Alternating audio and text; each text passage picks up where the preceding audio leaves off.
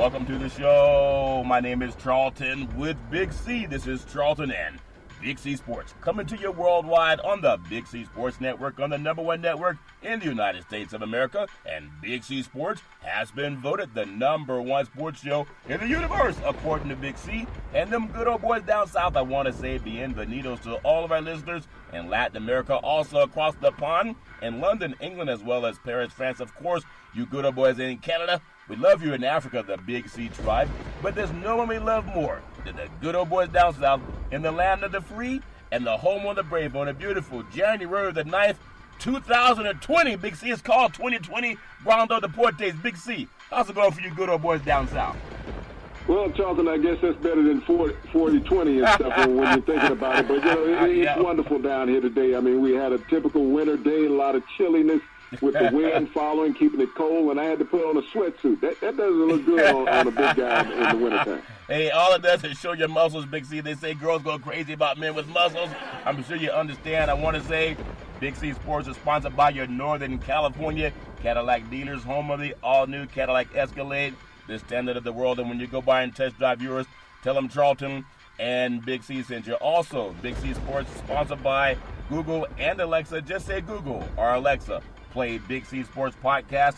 You will hear from our sponsors. You will hear welcome to the show. I will introduce Big C as the Mystic, and he'll do his thing. And I really appreciate the way things are growing with Big C Sports. Big C Sports also, you can follow us on Xfinity, Comcast Television, Roku TV, Apple TV, Fire TV, and a lot of smart TVs all over the universe. Everybody knows that this is a great time of year because football is still here. Basketball still making some rumors that Joel Embiid has a problem with his fingers, Big C, and some coaches don't understand semantics when they call people. Do you say give me a hug or a thug or a sug? Somebody doesn't know how to express the English language, but nobody's perfect, Big C.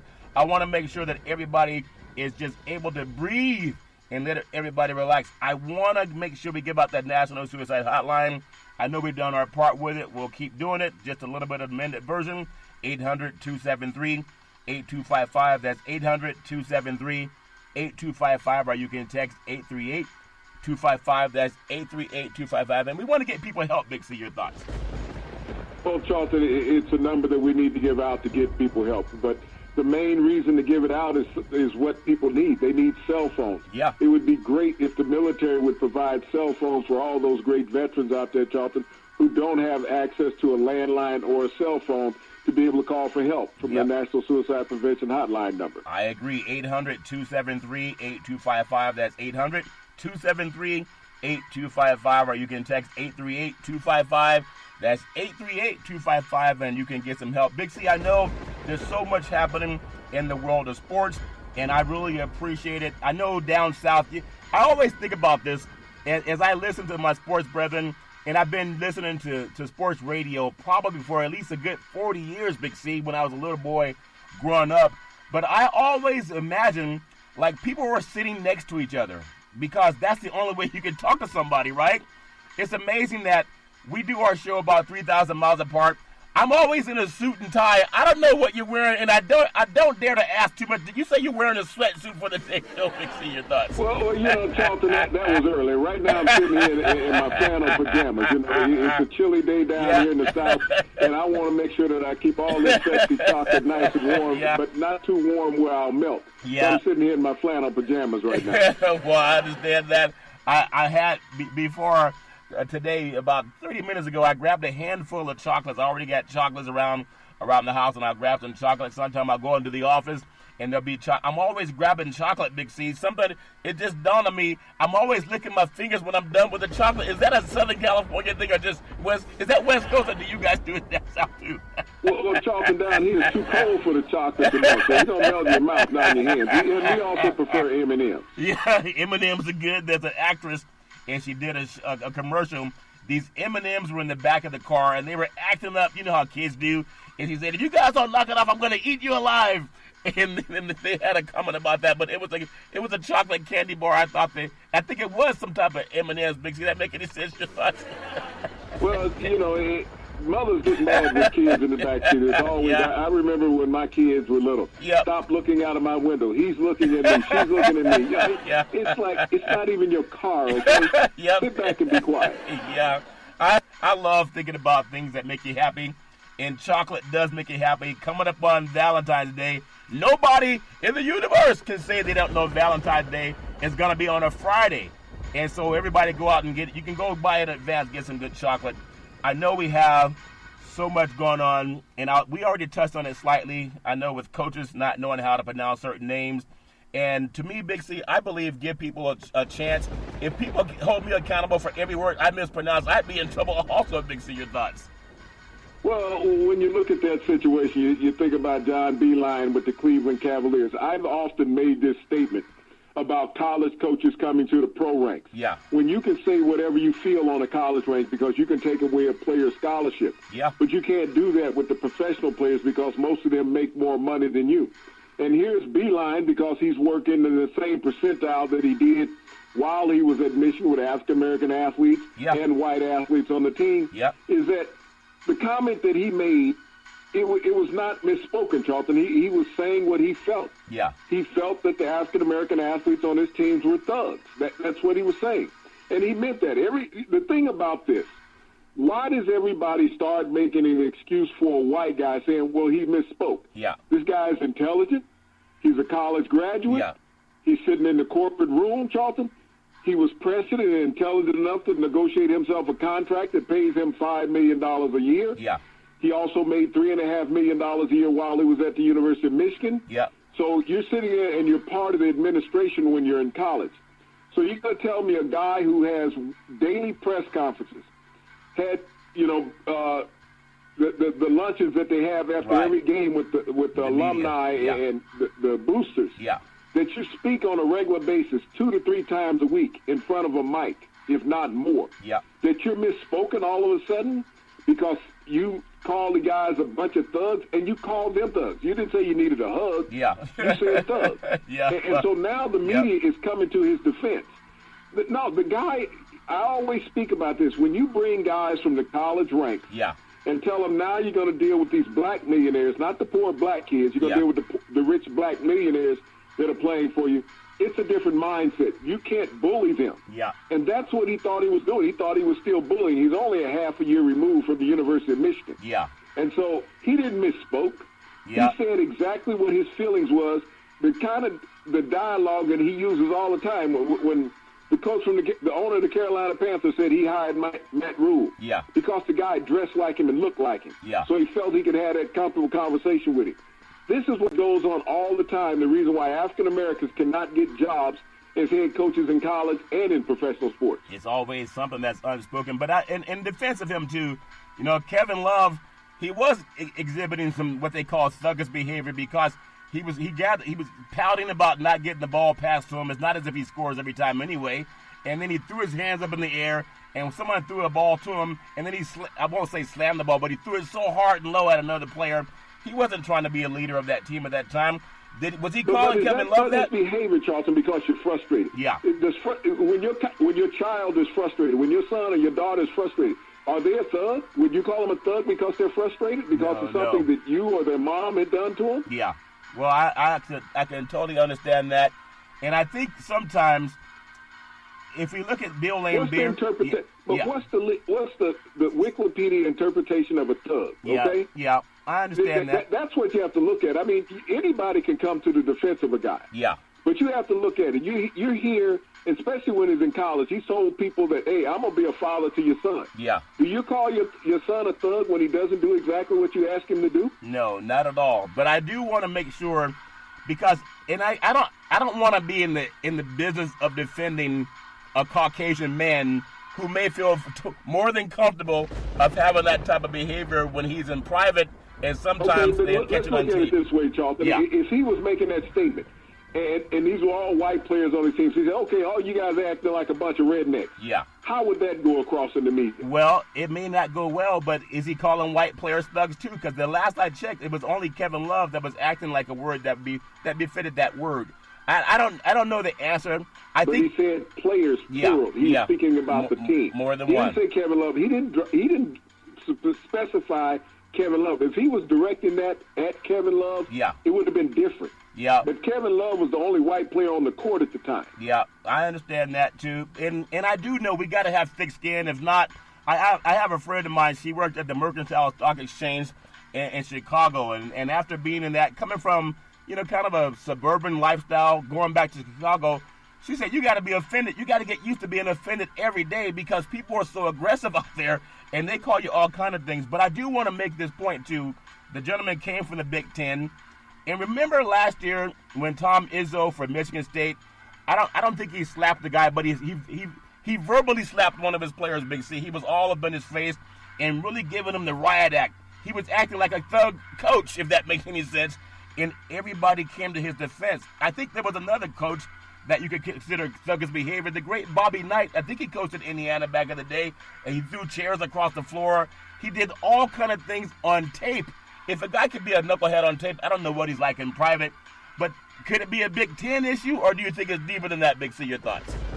No, I think it's a black and white issue, Charlton. It's not about a conference. Yeah. I mean, all these coaches that have done these antics have been white.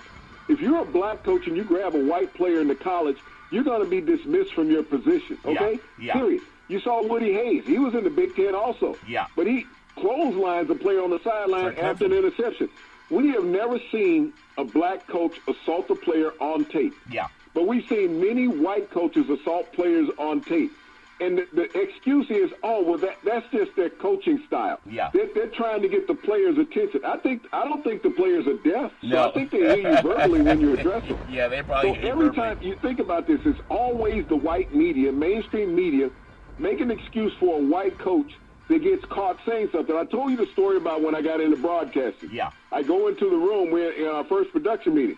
We got a white guy there wants to tell a racial joke. Yeah. Starts out with a Mexican, Chinese, and black guy. Yeah. But before, he didn't have it that clean when he started those jokes. Right. But why did he have to have a joke with all these other racial ethnicities other than having a white person in the joke? Well, I understand that too. It's happened. I had one of my so-called socially better friends in college when I was growing up, because I do a potpourri of people, Big C.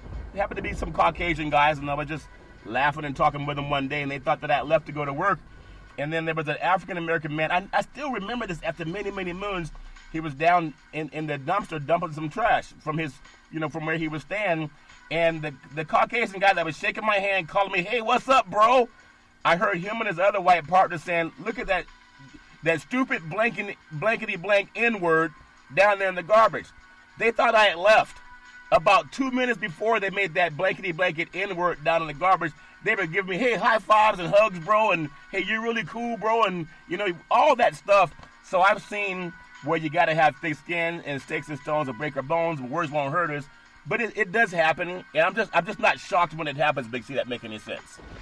Well, no, it does hurt us, Charlton. When we think about the youth suicide rate in America, a lot of it is because of words, not because of people are beating them up, Charlton, physically, because they're bullying them verbally. Yeah. And those words tarnish a lot of young kids, Charlton, when they're verbally abused all the time, not just in school, but by their parents and also. Yeah. But when you say words don't hurt you, words hurt everybody in society.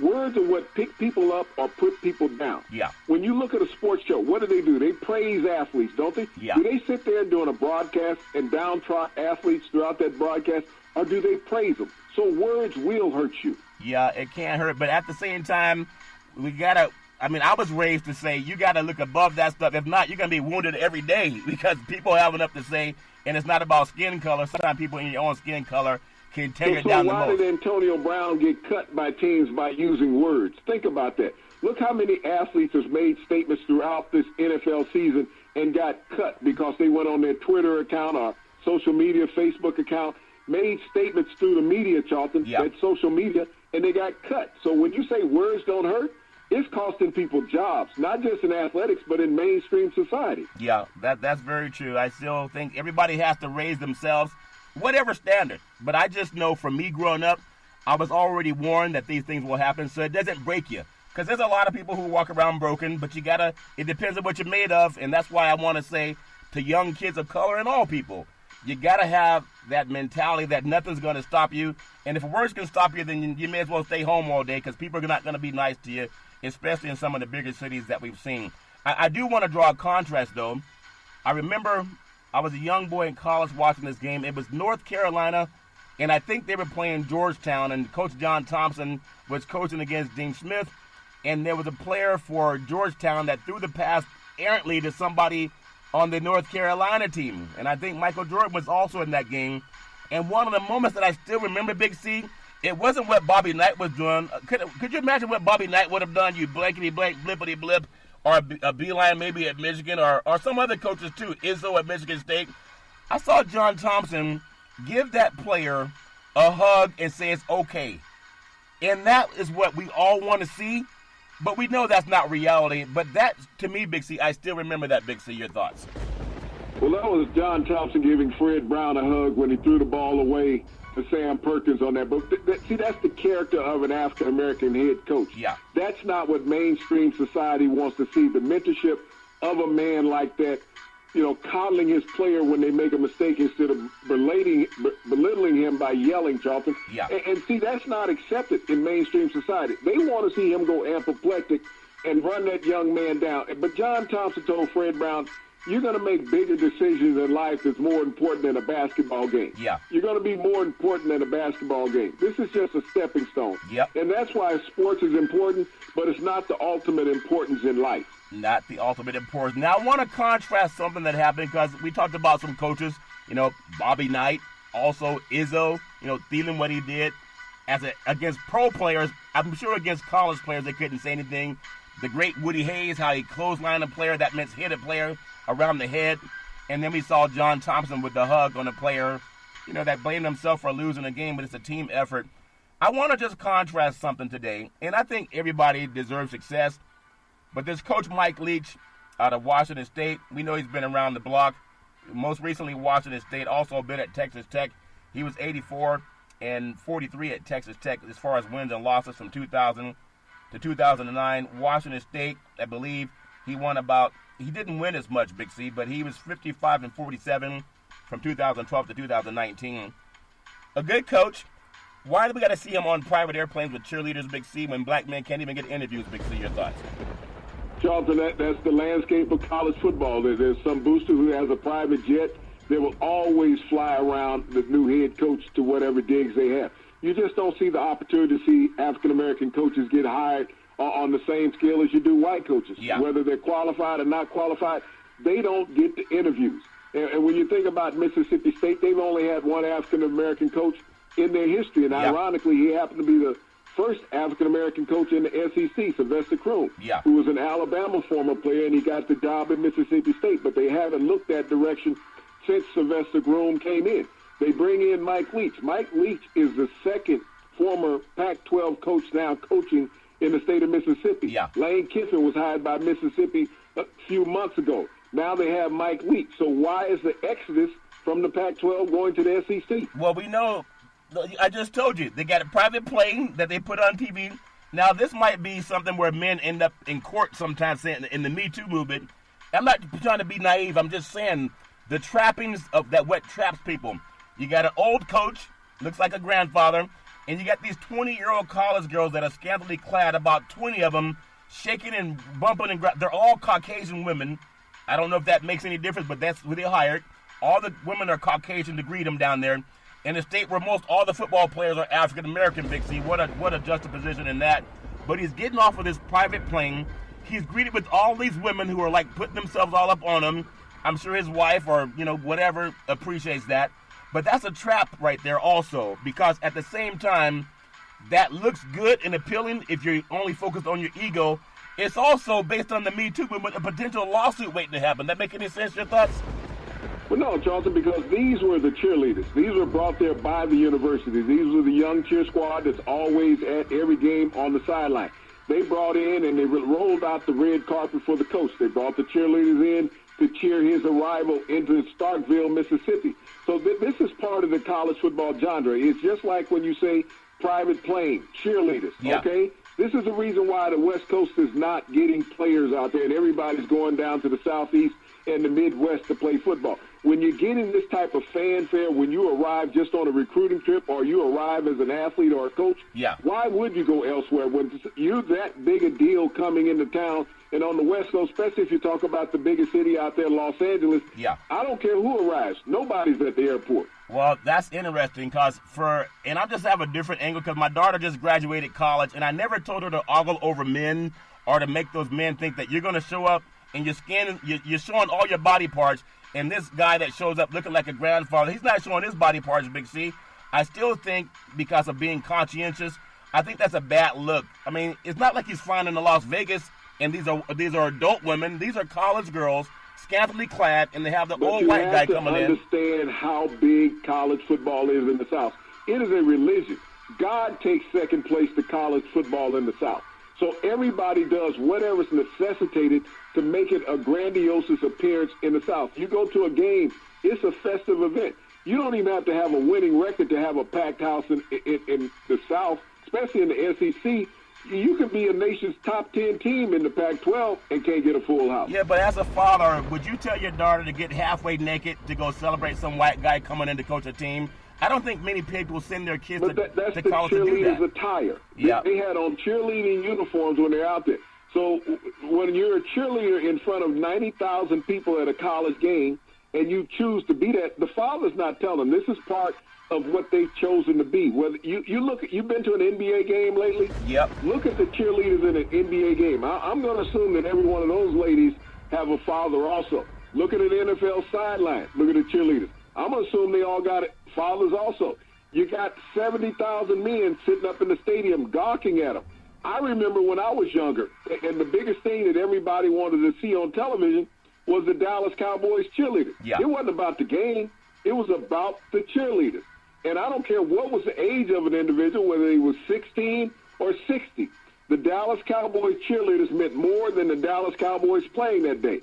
Now all the teams, whether it's college, football, and even look at some of the high schools, they're all scantily clad. Yeah. These girls have the approval of their parents to be on those cheer squads. I still think you have the state is hiring, he's a public official now. He's a state official. And he's not at a football stadium. He's at an airport. And I know that some people say it's okay because they're just girls. But I don't think any man would say that's okay for my minor daughter. These women are not 21 and 25 years old like in the NFL or NBA. These are college girls at an airport scantily clad to bring in an old white guy. And I know maybe I'm naive, and maybe that's what goes on in the good old boy world. But I still think for women that have worked so hard to gain some respect, and we talk about racism and the Rooney Rule and how come black men can't get fair treatment, look at the women who don't have to get naked to make a living, who don't have to dress down to get a living. I think that's insulting. At least I'm insulted by it as a father. I think each one of those young ladies that were there at the airport had the stamp of approval of their parents, because each one of those parents going to be a fan of Mississippi State, and they're going to be elated about the new head coach that they're bringing in. And this is not the first time that they've gone out and celebrated like that for a coach that has come in. Every hire in the SEC, Lane Kiffin went through that at Mississippi. Every time a coach gets hired in the SEC, this is the type of fanfare and well-bringing that's brought to the airport to bring that coach in. Well, I think that to me, we just had this Me Too movement. We just talked about yesterday how Oprah Winfrey, now if Oprah showed up and she's scantily clad or any other respectable woman. I'm not going to watch Well, hey, everybody has their own opinion, Big C. I'm just thinking for women, they shouldn't have to do that. But maybe I'm the naive guy, Big C. Maybe that's what's going on in a lot of places. But I do want to send you a limo and send you a trip to see how you act. Well, I guess everybody has their own things that they want to do, and that's nothing wrong with that.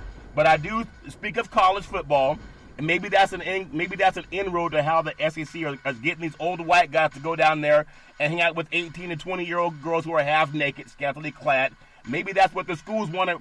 It's still a state institution. I couldn't imagine a governor of a state saying, "This is who we are. This is how we treat our state officials." Doesn't make any sense, Big C, with all that garbage going on. What's the biggest college football game you've ever been to, Charlton? The biggest one that I've ever been to was down at the Rose Bowl.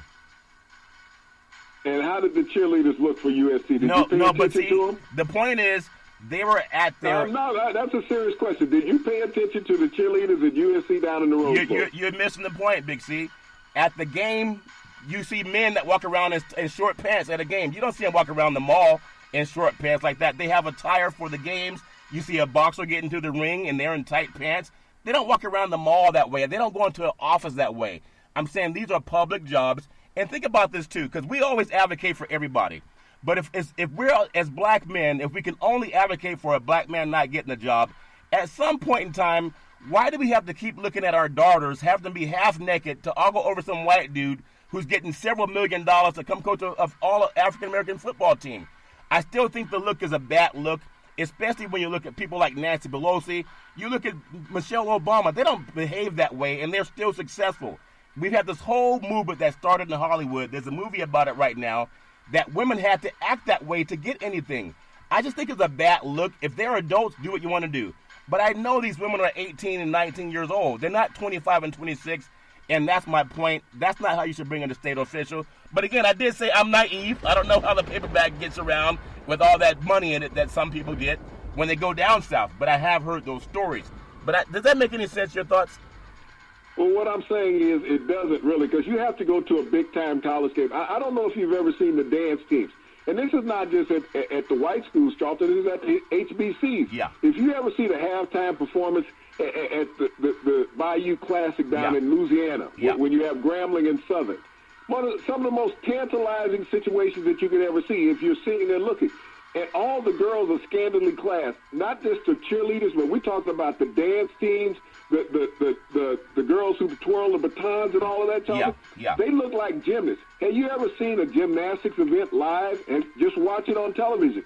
And all these girls are under 18 years of age, and you see the scantily outfits that they wear. You watch a swimming meet. You see all of that. Who is broadcasting it and who is doing that? Who's sitting in the stand? It's no different than Mike Leach throw up. The girls who are cheering for Mike Leach today have more than any gymnast that you'll ever see perform from the time I've been watching the Olympics to now, Charlton, and in a swimming event. Yeah. What they're wearing, I mean, it's skin tight. It's all body.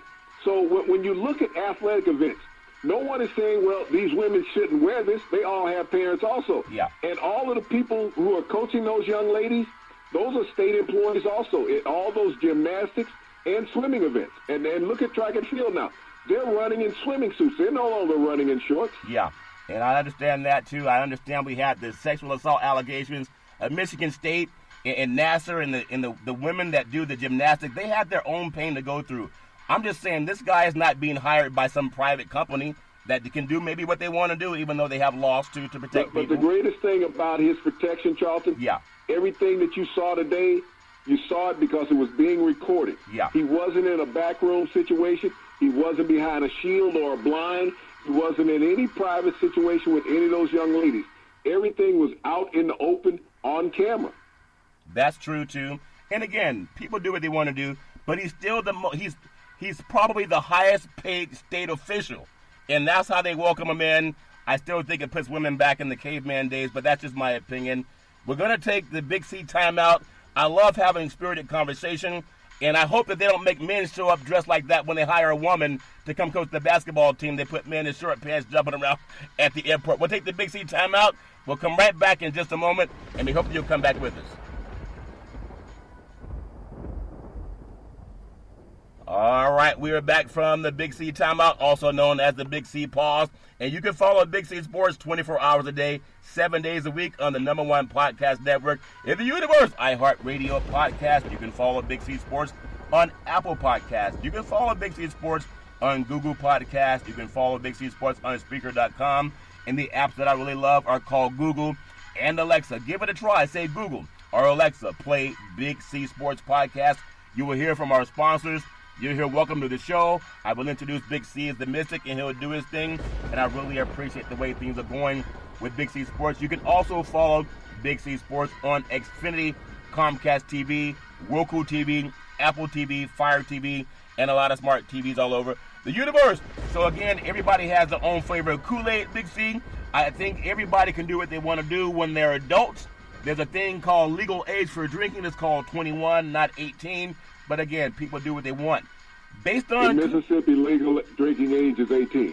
Well, I'm sure that's why that might be another reason they get a lot of college kids coming down south too, Big C. It's not always the smartest thing, but people do what they want. I want to touch on, as we're talking so much about college sports, with the basketball coaches that are getting jobs in the NBA, and then we look at the college, football coaches that are leaving a small market in Pullman, Washington. I don't know the population where Mississippi State is located, Big C, but it can't be much bigger. But obviously, but think about this: Pullman, Washington. The stadium size is 34,000 seats. Yeah. Think about that, 34,000. That's some high schools in Texas. Yeah. You go down to Starksville, Mississippi. You double in stadium size and upgraded facilities. Everything he did leaving Washington State, going to Starkville, Mississippi, to Mississippi State, he doubled. He doubled the stadium size, he doubled his salary, and he doubled the quality of the facilities. This is what coaches want when they're trying to recruit. They want better facilities because that's how you get kids to come in. Mississippi State just expanded their stadium 4 years ago. Yeah. So when you think about that stadium expansion, Charlton, and you double the size of Washington State, now you can recruit. You have the tools. And you think about that air raid offense. Mike Leach started out in the SEC. A lot of people don't remember that. He started out at Kentucky. Yeah. And he coached the #1 draft pick in the NFL draft, Tim Couch, at the University of Kentucky. So he's very familiar with the SEC. He's been there before, so he's basically going back home. Yeah, it's nothing new for him. And money also talks. I mean, stadium size is one thing, but a lot of those stadiums are not full capacity. I don't even think the bowl game that had Georgia and Baylor was capacity. They had 50,000 fans, so it's not about an East Coast, West Coast thing. Sometimes people just don't go because they have other things to do with their money. But if you can get more money going, I think everybody should. When you think of the top college football programs and the top 5 college football bowl games, man, we still got bowl games coming up. The last one's going to be on Monday, Big C. But before that, we still have a Division II championship game to be played too. But I want to get your opinion when we think about the top 5 college football bowl games, and everybody has their own flavor. Number 5, I'll say the Fiesta Bowl. Clemson, 29, Ohio State, 23. This game had a little bit of everything, and therefore it might even be the number 1 for Clemson because they had so much on the line. They were down 16-0, and they were really not going anywhere until there was a sack and a targeting call against Ohio State. It knocked out Trevor Lawrence, or maybe he was dazed. He said he had a pain in his neck. He went numb. And that changed the complexion of the game. It was that moment when they ejected one of Ohio State's top players. That's just my opinion. But how would you rate that game, Big C? Your thoughts? Well, I think it's suited well to come in at number 5. This game had all the controversy that you would find in an NFL game, Charlton. There were plays that were missed by the officials, overturned by the officials, and flags that were thrown by the officials. But at the end, it came out to big plays. Ohio State could not punch it in inside the red zone 3 times, Charlton. They had to settle for field goals. And you can't do that against a top-flight team, settling for field goals when they can score touchdowns, and Clemson proved to prevail in the end. Yeah, it was just an amazing football game. It's amazing that you could be that good if you're Clemson or Ohio State, but your season's still going to come to an end, just like the LSU and Clemson game. Somebody has to win, and I thought that was a dominant game. And we're just doing this season. So, number 4, and I know people may not agree with this, but I want to say the Hawaii Bowl. It was Hawaii 38. I'm not saying they had some home cooking, Big C, but it could have been. BYU 34. They were formerly from the WAC Conference, Western Athletic Conference, Big C. And now the Hawaii Bowl, basically the Fiesta Bowl without the quality of high stakes, controversial decisions by the referees on missed calls, or some people say prop betting calls, Big C, where they miss it intentionally. There's a whole lot of points, and it reminds me of how things were when they used to play each other in the same conference, Big C. Your thoughts? Well, Charlton, this game did mirror the Fiesta Bowl. It just didn't have the hype or the visibility of the Fiesta Bowl. When you think about Cole McDonald, the quarterback at the University of Hawaii, throwing for just about 400 yards in this game, he likes a lot of people physically to Trevor Lawrence. He just doesn't have the national hype because he doesn't play on the mainland. Yeah. BYU has always been a passing institution, but this was an electrifying bowl game that not a lot of people saw because of the plethora of bowl games that are out there. Yeah, and these two teams, they used to light it up all the time. It's kind of unfair for Hawaii. Their closest road game is when they fly into California and they play San Diego State, or they'll fly into California and play Fresno State, or they'll fly up north and play San Jose State. Their closest game is 3,000 miles, Big C. Your thoughts? Well, they call the Rainbow Warriors. Yep. But they could actually be called the Road Warriors because of the amount of travel that they have to do and logging those air miles just to get to an opponent's stadium. Yep, they do that, and I'm sure they love it, and they get to go back home to Hawaii. There's another game, and this is a Big Ten and SEC flavor, Big C, the Gator Bowl, and it was Tennessee 23, Indiana 22, in a bowl season desperate for some late drama. I think this game had a lot of it. And it really came out of nowhere. No one thought this game would be more exciting than Georgia and Baylor. Those two teams came in with the high stakes and high-powered offenses. This went down to the wire, 23-22. You can't get much closer than that, Big C. Your thoughts? No, Charlton, and this is all you can ever hope for in the bowl season is to have bowl games that are competitive. And this proved out to be one of those games. You're bringing a Big Ten SEC opponent together, Charlton. Tennessee started out their season 1-4. Think about that. They were 1-4 before Jeremy Pruitt righted the ship, and the team ended up 7-5 on the season. Indiana was a surprise in the Big Ten until they lost their starting quarterback, Charlton, and they lost their last two regular season games of the season. But this game was competitive, and you look for these young men to have an outstanding game, and that's what it came down to between these two combatants. Yeah, it came down, and that's what makes college sports so incredible, whether it's college football or basketball, baseball, not as much until we get to the World Series. I really love track and field, too. And when you think of track and field, this is a game coming up in the Rose Bowl, the granddaddy of them all. It may not be the tallest stadium, may not be the deepest stadium. There was a time when it held 102,000. They put in a different size press box and they took out some of the seating. And they brought the stadium, they sunk it down just a wee bit because it was hard to see across the side of the stadium if you were on the first row. So it holds 88,000. It was packed with Oregon, the Pac-12 champion, playing Wisconsin, the Big Ten runner-up. It was 28-27, a game that featured one tie and 6 lead changes. The largest lead by either team was by 7 points. That lasted only 12 seconds when Wisconsin returned the kickoff for a touchdown. Big C, your thoughts? Well, this is what you want. When you say the granddaddy of them all, Charlton, to create that type of excitement. The Rose Bowl, an historical game. It's a shame that it wasn't a part of the national championship run this year, Charlton. Yeah. But Oregon represented the Pac-12 with grace in this game, and Wisconsin held up their end for the Big Ten. Yep. But it was an electrifying game that came down to the last minute, last possession. Yeah, it came down to the last minute, and I think what the Rose Bowl parade does a lot of, I'm sure everybody has their own parades. They have them all over the country. But the Rose Parade, when they have the Parade of Roses and all the floats where people come in from all over the country, I think it's very beautiful. One of my favorite things that I like is my mother loves watching the Rose Bowl Parade, Big C. And the game's secondary to her, but she loves seeing all the beautiful flowers and how people deck out their floats. But the Rose Bowl, to culminate that with the San Gabriel Mountains, even though it's warm in California, you can see the snow-capped mountains. Just a great scene for college football. And then I want to go down to a game that some people argue was just as good, but it wasn't as close.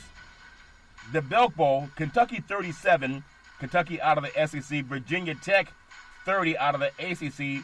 The walk-off winner is a rare occasion where a team not only scored the game-winning touchdown in the final seconds, but then tackled another score in a fumble as time expired. What a great game that was, Big C. Your thoughts? And Charlton, this game was electrifying all the way through. When you look at Kentucky and Virginia Tech, up and down, Virginia Tech was known for defense. And this was Bud Foster's, the defensive coordinator's, final game. And he didn't want to go out this way. But Kentucky came in under Stoops. And Stoops did a tremendous job of preparing his team, Charlton. He used a backup quarterback that he had put in the lineup the last 2 games of the season. And he responded in his game. There was a little altercation prior to the start of the game out in the warm-ups before the players put on their pads. Yeah. It did not affect the play. I think it intensified the play in this game. But this game was electrifying to start to finish. And you talk about the walk-off touchdown that was scored with 12 seconds, and they picked up a fumble on the ensuing kickoff and took that in to get the final separation in the game, Charlton. Yeah, they got that final separation. And everybody, we all love sports. We love it, how it brings our country together. People don't have to agree on everything, but that's some of the greatest conversation is called when you have a gumbo conversation, you mix different things in. People don't have to see things the same way. And as we talk about these bowl games and how much money they bring in, when you think about universities around the country academically, the cost of tuition, how some people, they can't afford to go to a college, whether it's a private school or not, because it costs too much money. As we look at these bowl games, and oftentimes schools will get into the millions of dollars, it just crossed my mind, Big C, to look at some of the institutions that also play, good sports, but they're not sports driven. And I just want to take a look at a couple of them. You talk about stadium size and how people can get recruited because of stadium size, and Southern schools are adding on, and how a coach may get $7 million or $10 million. The tuition for Princeton, Ivy League, is $51,870 a year. They only have 5,000 kids. Harvard costs $51,925. They have 6,700 kids, Big C. Why is that not as important as a college team going out making a lot of money in the bowl game, Big C? Your thoughts? Because it's about academia. All those schools, Charleston, possess sports teams, but it's about academics. If you try to dilute your product, it's never as strong. If you put too much water in your Kool-Aid when you're trying to mix it, Charlton, and you only have one packet, but you're trying to make a gallon, it's not going to taste that good. And so when you look at these institutions that their first and foremost thing is about academia and not sports, Charlton, they're going to make it to where you're more concerned about what your academic process is and what your athletic progress is. Yeah, and then Columbia University, $61,000 a year, $850. And it's only 6,200 kids enrolled in there. You look at MIT, Massachusetts Institute of Technology, $53,790 to go to that school, 4,600 kids. Yale University is $55,500 a year. Only 5,900 kids go there. The great Stanford University on the West Coast, it costs $53,529 to go to Stanford. They only have 7,000 students. Now, I know we talk about coaches and coaches not being able to get a job interview as African American. It's egregious in a country, and I know that's why they have this elitist system, where if you don't have $57,000 or $59,000 extra a year to go to a Stanford or University of Chicago, you can't get the education. How lucky are those kids that play with David Shaw at Stanford that they can get a scholarship to go play for that great university, Big C? Your thoughts? Well, it's not about getting a scholarship at Stanford. Those kids at Stanford, they have to qualify academically before they can even be offered a scholarship. Right. So you're not going out trying to get the greatest athletes in the world. You're trying to go out and get the greatest minds who are going to move themselves beyond the field of just athletics. Anybody can go to college at anywhere. There's all types of universities around the country where you can get in for $5,000 to $6,000 a year without a problem. You think about Duke University. Duke University only has less than 5,000 students at Duke, but we hear them being one of the top basketball countries in the programs in the country every year. So it's about what a parent wants that final certificate to look like from their child, Charlton.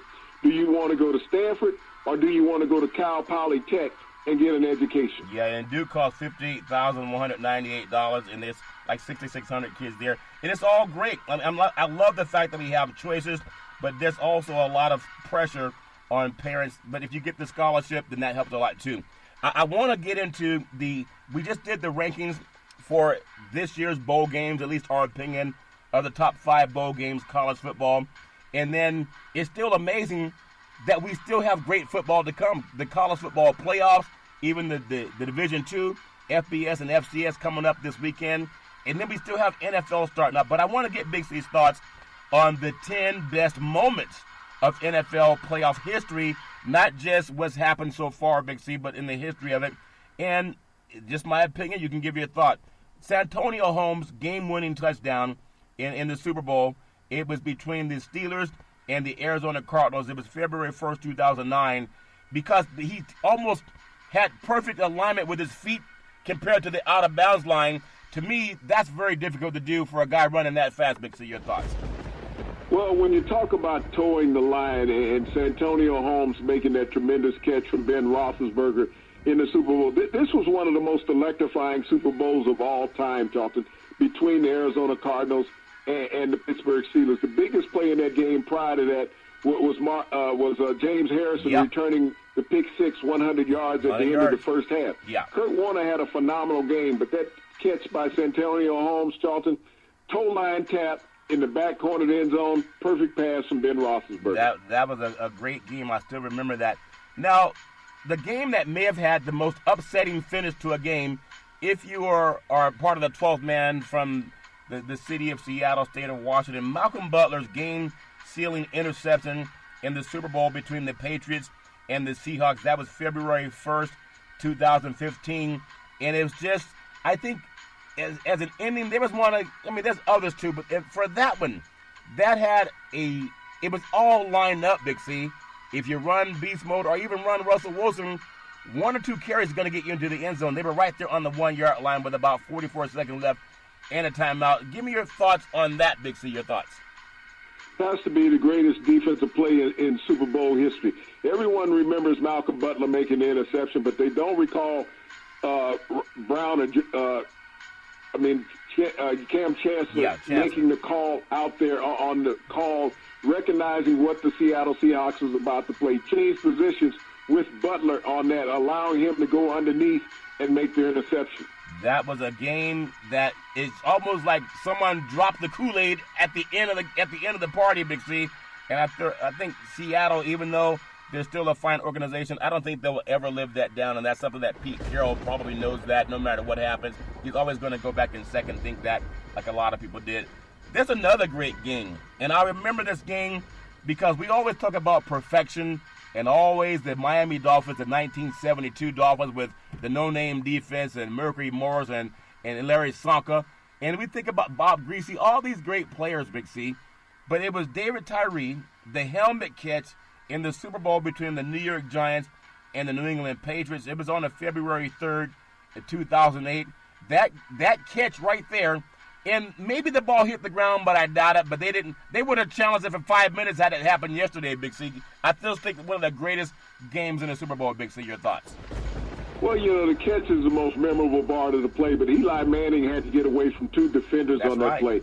And the thing that always has boggled me is why David Tyree never ended up with a bubble gum or a super glue commercial after making that helmet catch. Yeah, that's true. Out of a big market in New York City, but there's something about New York City. They still want to have their own favoritism when it comes to players. They wanted to make that about Eli Manning, but Eli did make a great play to get the ball downfield, but that was a great catch by Tyree.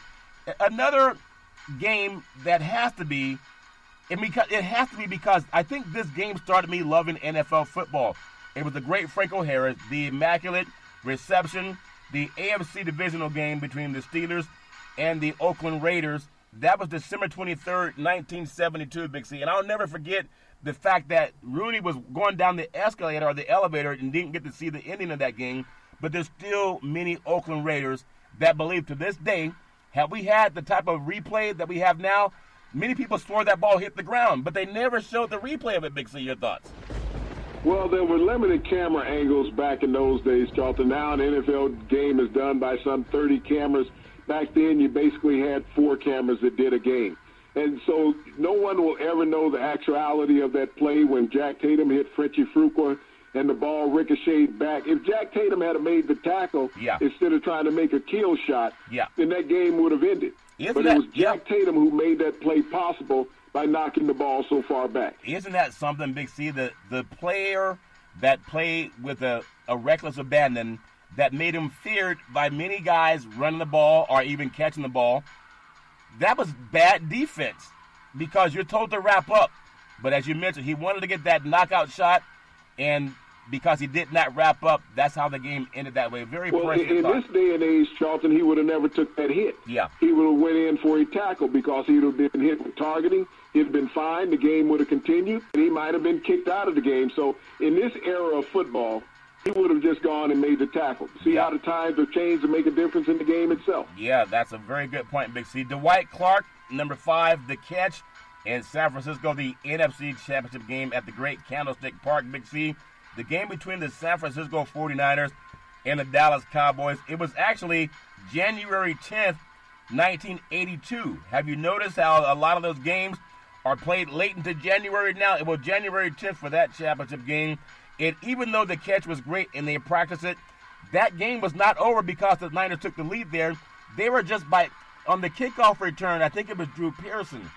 Someone grabbed him right around the collar, right around midfield. He was going to score a touchdown on the kickoff return because the 49ers were still celebrating. It was that infamous player that grabbed him that helped the 49ers go on to win that game, Big C. Your thoughts?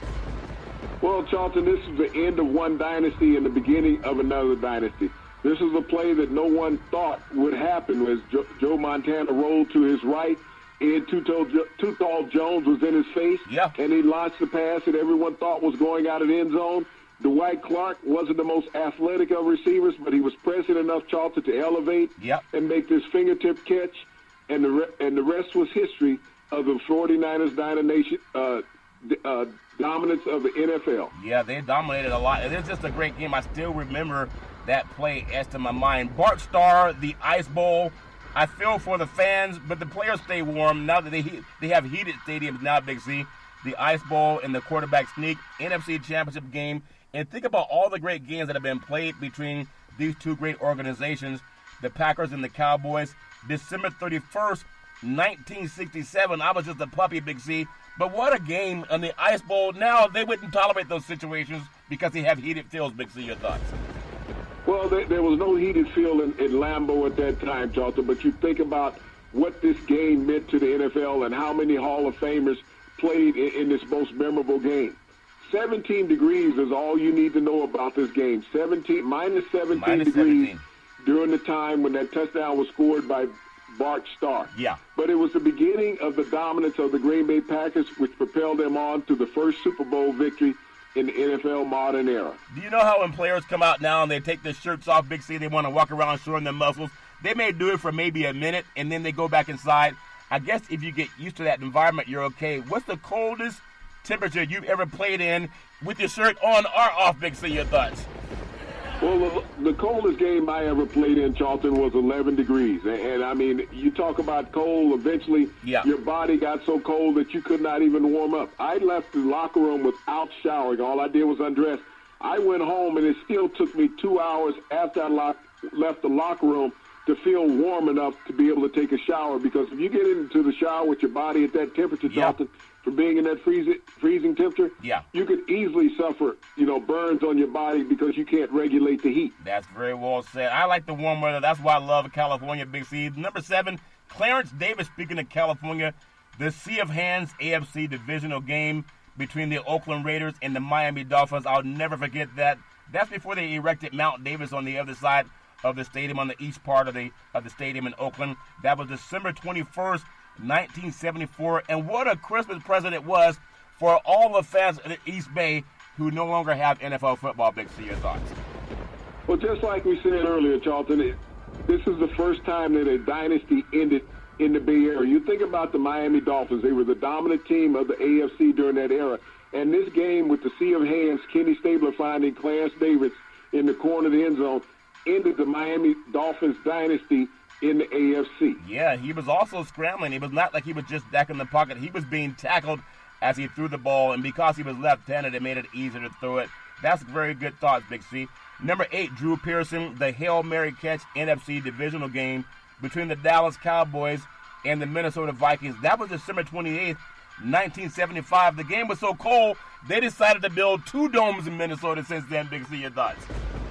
Well, Charlton, just like we saw once again with the Minnesota Vikings in New Orleans this past weekend, as Kyle Rudolph pushed off on the defensive back, they're still crying in Minnesota about Nate Wright being pushed down by Drew Pearson on this pass from Roger Staubach.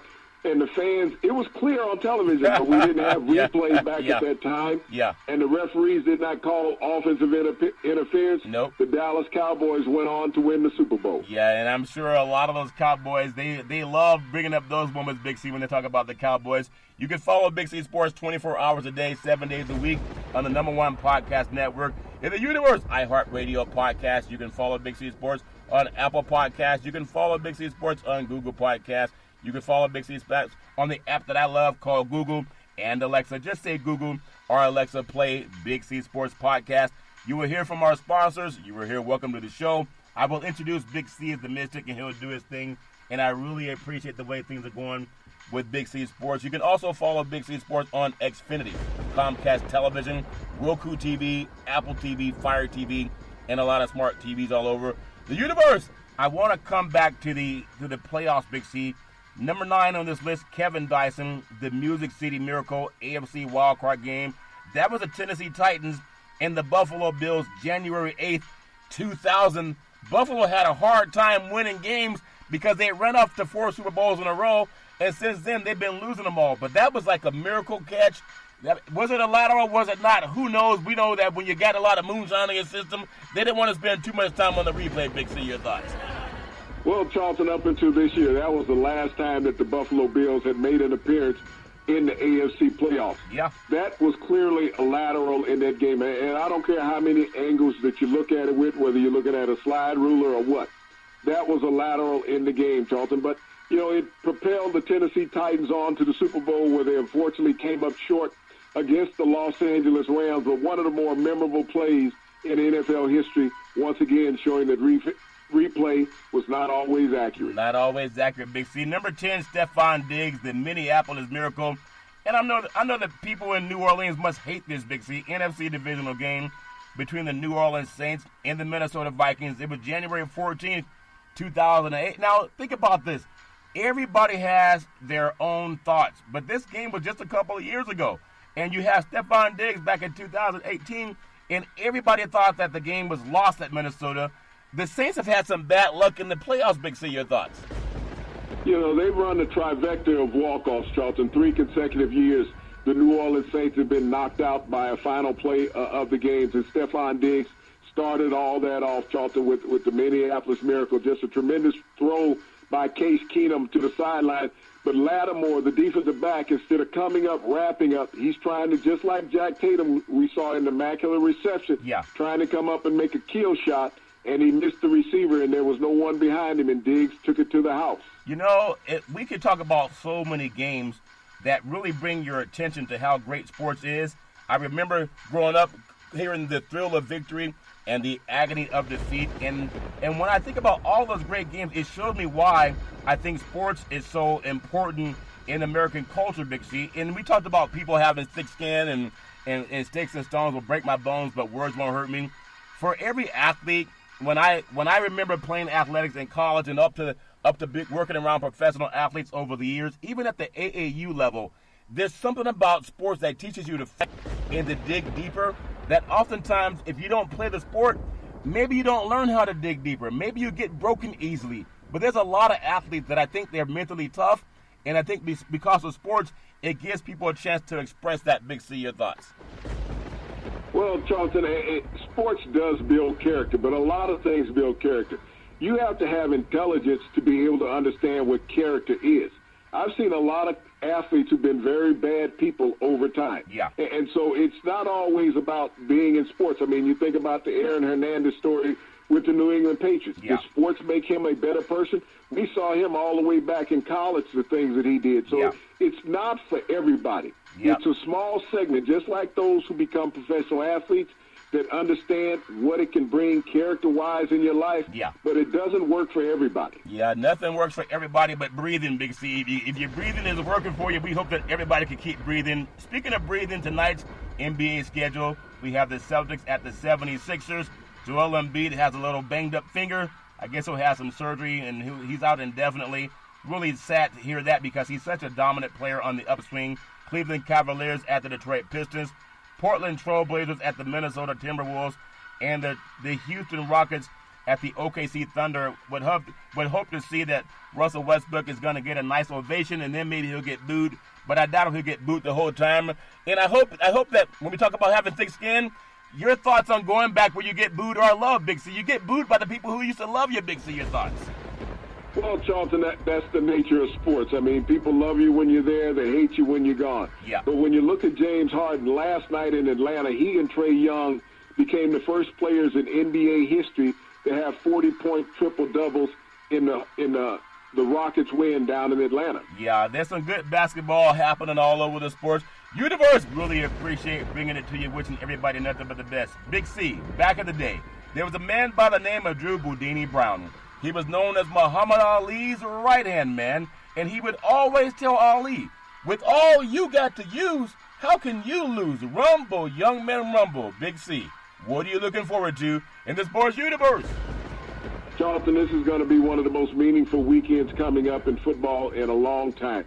You're going to get the AFC and the NFC semifinals, Charlton, leading up to the conference championships, and you're also going to get the national conference, the national championship in college football on 3 different levels settled this weekend. Yeah, I'm looking forward to it. They always say what they say, get your popcorn ready. I also say, get your chocolate ready too. I love chocolate, Big C. You can have chocolate too every Monday through Friday at 5 and 6 p.m. worldwide when you follow Big C Sports on the Big C Sports Network, on the #1 network in the United States of America, and Big C Sports has been voted the #1 sports show in the universe, according to Big C and them good old boys down south. As we always tell you, there's never, ever an excuse for domestic violence. If you know any man or woman going through that garbage, please pick up the phone and call 911, because no man or woman should ever have to go through that garbage on their own. And as we always tell you on every Big C Sports show, we thank you, we appreciate you, and we hope that you have a super fantastic day.